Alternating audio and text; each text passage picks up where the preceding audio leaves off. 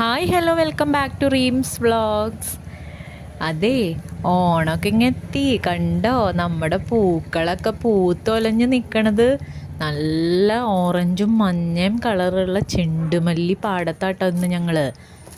ഒരുപാട് ചെണ്ടുമല്ലി ഉണ്ടായിട്ടുണ്ട് കേട്ടോ അവിടെ. നല്ല ഭംഗിയില്ലേ കാണാനായിട്ട്? ഈ വലിയ വലിയ പൂക്കളാട്ടോ ആദ്യം പറിച്ചെടുക്കുക. പിന്നെ ഓണം വരയ്ക്ക് പറിക്കാനുള്ള പൂക്കളൊക്കെ ഉണ്ട്. ഇപ്പം നാളെ അത്താണ്. അപ്പം അതുകൊണ്ട് തന്നെ ഇന്ന് വൈകിട്ട് അവർ കുറച്ചൊക്കെ പറിച്ചു കൊണ്ടുപോകുന്നാണ് പറഞ്ഞത്. പിന്നെ ഞാൻ നല്ല നട്ടുച്ചയ്ക്കാണ് ഈ വീഡിയോ ഒക്കെ എടുക്കാൻ വേണ്ടി അവിടെ എത്തിയത്. അപ്പം അതിൻ്റേതായ കുറച്ച് ബുദ്ധിമുട്ടുകൾ ഉണ്ടായിരുന്നു. പിന്നെ അവിടെ പൂ മാത്രമല്ല കേട്ടോ, പല തരത്തിലുള്ള കൃഷികൾ ചെയ്യുന്നുണ്ട്. ഇതെന്ന് കണ്ടോ, നല്ല കൊള്ളി തോട്ടമാണ്. ഒരു ഏരിയ മൊത്തം കൊള്ളിയാണ് കേട്ടോ. നല്ല കാണാനൊക്കെ നല്ല ലുക്കുണ്ട് കൊള്ളി കണ്ടു കഴിഞ്ഞാൽ. പിന്നെ ഒരു സൈഡിൽ നോക്കിക്കഴിഞ്ഞ് കഴിഞ്ഞാൽ വാഴയാണ്. അത് പല മൂപ്പിലുള്ള കൊലകളാണെല്ലാം. പിന്നെ ഇപ്പോൾ ഓണത്തിന് റെഡി ആയിട്ട് നിൽക്കണ കുറച്ചധികം കൊലകളുണ്ട് കേട്ടോ. ഇപ്പോൾ എനിക്ക് തോന്നണ 2 ദിവസം മുന്നൊക്കെ ഒരു 45-48 രൂപയൊക്കെ ആയിട്ടുണ്ട് കായയ്ക്ക് വില. അപ്പോൾ ഇനിയും കൂടുമായിരിക്കും. അത്തൊക്കെ കഴിഞ്ഞ് കഴിയുമ്പോൾ കായയ്ക്ക് വില കൂടുമെന്ന് പ്രതീക്ഷിച്ചിരിക്കുന്ന എല്ലാവരും. പിന്നെ അത് ഇപ്പുറത്തേക്ക് നോക്കുകയാണെങ്കിൽ കുറേ പയർ ഇട്ടിട്ടുണ്ട് കേട്ടോ. ആ ചുമന്ന പയറില്ലേ, അതാണിത്. അതൊരു ഏരിയയിൽ മൊത്തം ഇങ്ങനെ സ്പ്രെഡായിട്ട് കിടക്കുന്നുണ്ട്. പിന്നെ അത് ഇപ്പുറത്തേക്ക് നോക്കിക്കഴിഞ്ഞാൽ അത് വെണ്ട നട്ടിട്ടുണ്ട്. അപ്പോൾ ഈ വെണ്ടയ്ക്കൊക്കെ നല്ല നാടൻ വളം മാത്രമേ യൂസ് ചെയ്യണുള്ളൂ കേട്ടോ. കീടനാശിനി ഒന്നും ഉപയോഗിക്കുന്നില്ല. അതുകൊണ്ടാണ് ഈ വെണ്ടയൊക്കെ അതേ കണ്ടോ ഇത്രയ്ക്കൊക്കെ സൈസുള്ളൂ.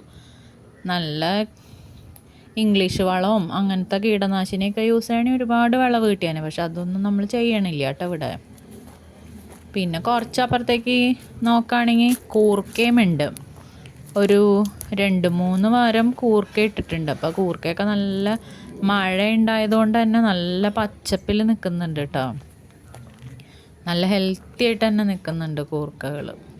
പിന്നെ കൂർക്കയ്ക്ക് വളം ചെയ്യാനുള്ള ടൈമായിട്ടുണ്ടെന്നാണ് പറഞ്ഞേട്ടോ. അപ്പോൾ അതിന് പറയുന്ന പേരാണ് കുത്തിക്കൂട്ടൽ. കൂർക്ക കുത്തിക്കൂട്ടാന്നാണ് പറയുക വളമിടുന്നതിന്.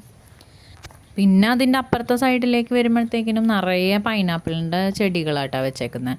അതൊക്കെ നന്നായിട്ട് തഴച്ച് വളർന്ന് നിൽക്കുന്നുണ്ട്. പക്ഷെ പൈനാപ്പിൾ ഉണ്ടായി തുടങ്ങിയിട്ടില്ല. അത് സമയമായിട്ടില്ല എന്നാണ് പറഞ്ഞത് ചോദിച്ചപ്പോൾ. പിന്നെ അതിൻ്റെ ഇടയിൽ ചെറിയ കാട് പോലെയൊക്കെ ഉണ്ട് കേട്ടോ. പിന്നെ അത് കഴിഞ്ഞ് ഇപ്പുറത്തേക്ക് നോക്കിക്കഴിഞ്ഞപ്പോൾ 2-3 പപ്പായയുടെ ചെടികൾ നിൽക്കുന്നുണ്ടായിരുന്നു. അപ്പോൾ അത് ഞാൻ മെയിനായിട്ട് കാണിക്കാൻ കാരണം എന്താണെന്ന് വെച്ച് കഴിഞ്ഞാൽ തീരെ ഹൈറ്റില്ല, പക്ഷെ നന്നായിട്ട് കായ പിടിച്ചിട്ടുണ്ട്. അതുമ്മ കണ്ട, എനിക്ക് വേണമെങ്കിൽ കൈ കൊണ്ടൊക്കെ അത് പറിച്ചെടുക്കാം. അത്രയും ഹൈറ്റൊക്കെ ഉള്ളൂ.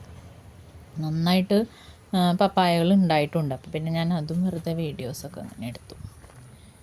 ഉപ്പേരിയൊക്കെ വെച്ച് കഴിക്കാൻ ബെസ്റ്റാട്ടോ പപ്പായ. അപ്പോൾ ആരെങ്കിലും വീട്ടിൽ പപ്പായൊക്കെ ഉണ്ടെങ്കിൽ വേസ്റ്റാക്കി കളയൊന്നും വേണ്ട.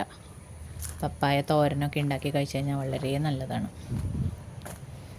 നമ്മുടെ വീട്ടിലേക്ക് വേണ്ട ഒരുവിധം പച്ചക്കറികളും സാധനങ്ങളെല്ലാം ഇവിടെ കൃഷി ചെയ്യുന്നുണ്ട് കേട്ടോ.